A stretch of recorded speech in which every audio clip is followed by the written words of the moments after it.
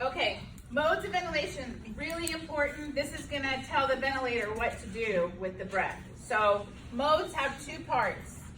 So it tells the vent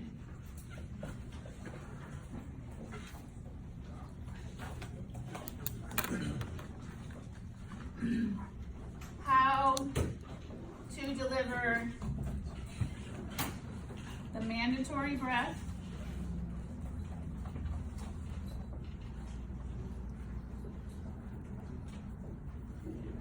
and by that we mean, are we going to give volume,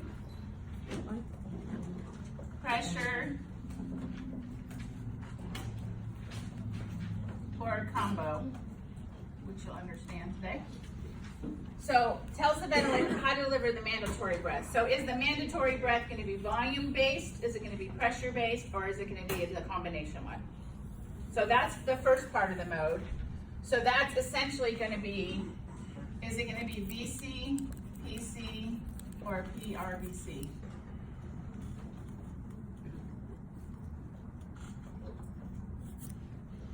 And then the second part is it tells the vent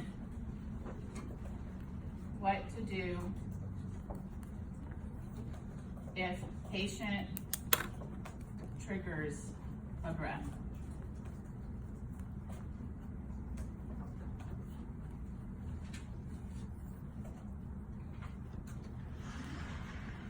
And so in that function, it's going to either give it a mandatory breath when the patient triggers,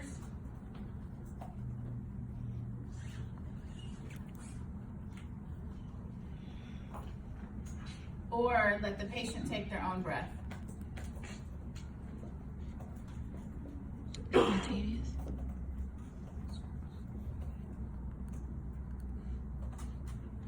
So that's AC, or the SIMV part of it. And we're going to break it down more. I just kind of like to give us an overview.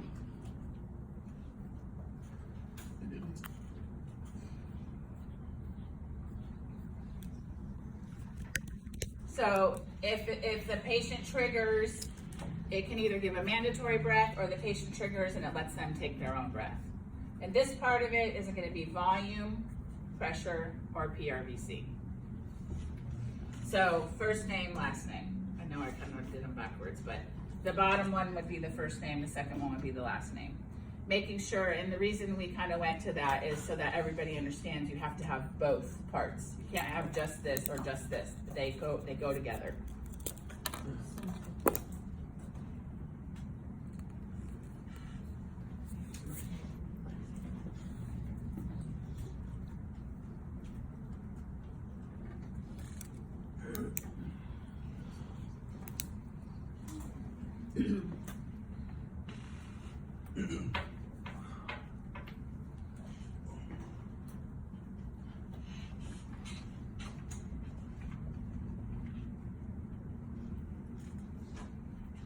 So the way I'm going to be doing this is I'm going to have assist control on one side, and I'm going to have SIMV on the other. And we're going to go through the basics of this, then we're going to erase, and then we'll go into all the rest of it. Synchronized, intermittent,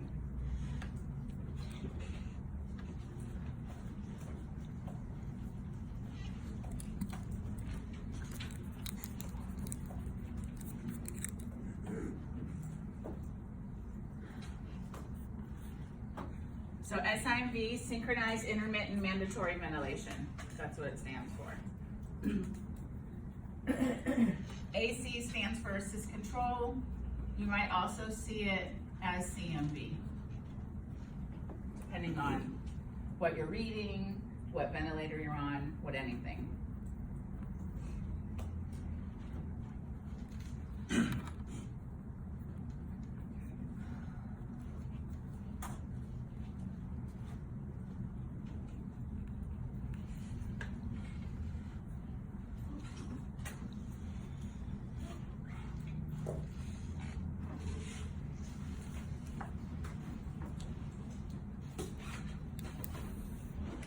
So we're going to draw both of these out to help you understand.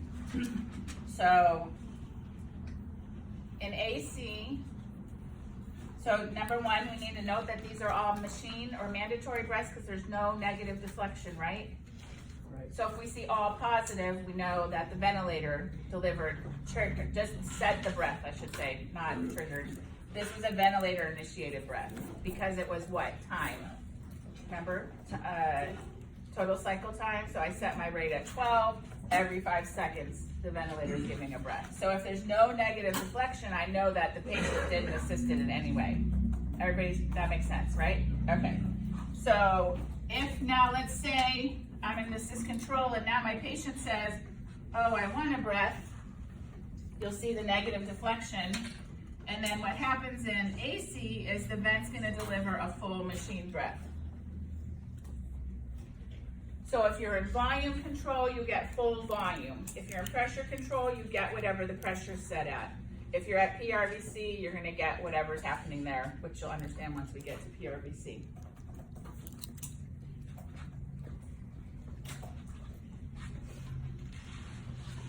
So assist control part of it, ventilator, ventilator, ventilator. My patient triggers, the ventilator still kicks in with the full machine breath.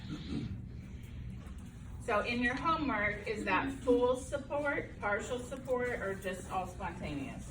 Full support, yep. So assist control is always going to be considered a full support mode.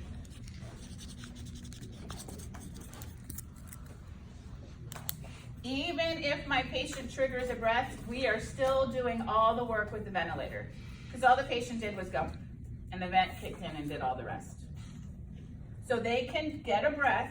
So one thing that sometimes students get confused with is assist control, my patient can't do anything. That's not true. They can trigger as many breaths as they want. They're just all gonna be machine breaths. They're all gonna be ventilator, mandatory breaths, whatever you wanna call them. We never, ever, ever lock anyone out. We used to in the old days. We would just say, we don't care if you want one, we're not giving you one. And you could say, give them 12, that's it. And if the patient is not breathing on their own at all, that's essentially what's happening, like a paraplegic, someone who's totally paralyzed and on life support, they're not gonna be assisting at all. They're just gonna do whatever we said. But my patient always has the ability, whether they can or not, to trigger a breath and get extra. So if my patient wants, they're getting 12, they want more than 12, they can get more than 12. So you have it set at 12, but you're actually doing 16. The patient is doing 4 extra on their own. Make sense to everybody? Okay. The SIMV world, let's take the same.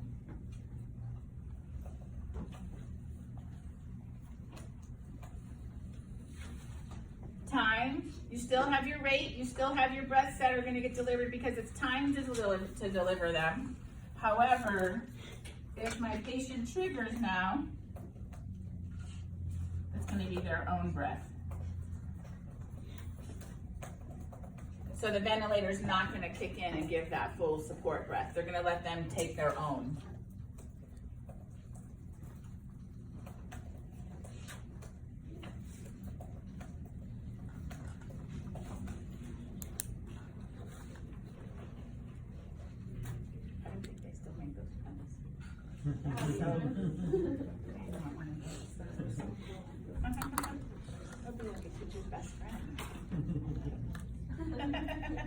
Yes. If he keeps trying to take his breath and it doesn't get a full, it's just going to keep having him starve oxygen. Like, and then it just stops and lets him take his breath, and then he tries to do it again. It's just going to keep stopping, and like it doesn't. No. You still have your full machine breath, but when in between those, the patient can do it on their own. So machine breath, now I want to breathe on my own a couple times. Then machine breath, now I'm going to do my own a couple times. Does that make sense? Yeah. It's why it's called synchronized, is it's going to time these breaths so that they don't override these and cause like breath stacking, which I think is kind of what you were talking about. Okay. Does that answer your question? Yes. Okay. But here's the other thing. What if these breaths here are too small? What if they're only like 100? What could we put there? Anybody know? Yeah, pressure support. This is where pressure support comes in. So pressure support could be added to these. PSV, pressure support.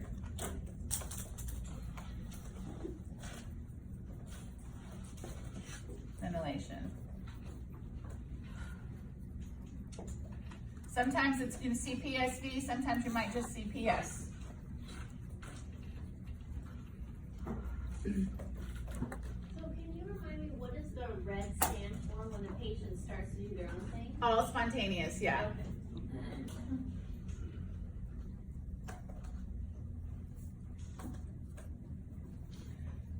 So let's say the patient's tidal volume is only 200, you add pressure support. How much pressure support do you add? How would I know if I have the right amount? Ideal volume is right. The volume is. How about the tidal volume should be 5 to 8 mLs per kilogram? The same thing we're gonna use for our regular tidal volume.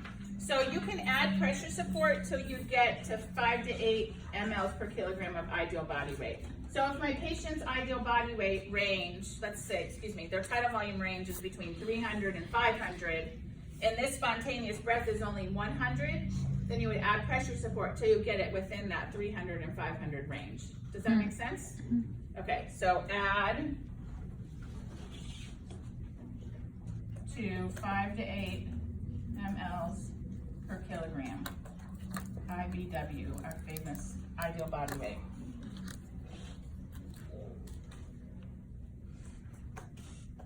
Some people will just say, and we turn it up until the patient's comfortable. They don't use any scientific formula.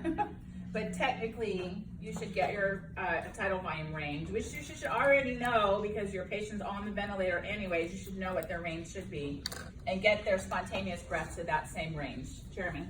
So, if you're doing every 2 hours, you're checking your vent, all those little tiny pressures you notice, like 100, you would bring it up, but it's still giving you breaths in between. Yes. So is that gonna be floating up? Correct. Right. So whatever you have your rate set at, that's what they're gonna get. The only time you have to be careful is what if your rate's only 4? What if your rate's only 6?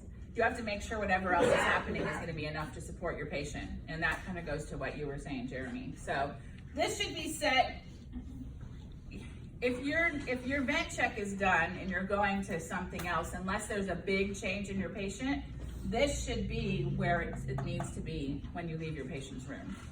So unless something really major happens, you shouldn't come back and see the tidal volume really low again. Does that make sense? Yeah. Okay. Yes, Dennis. So the pressure support is for the spontaneous breath, right? Correct. So I'm just a little confused.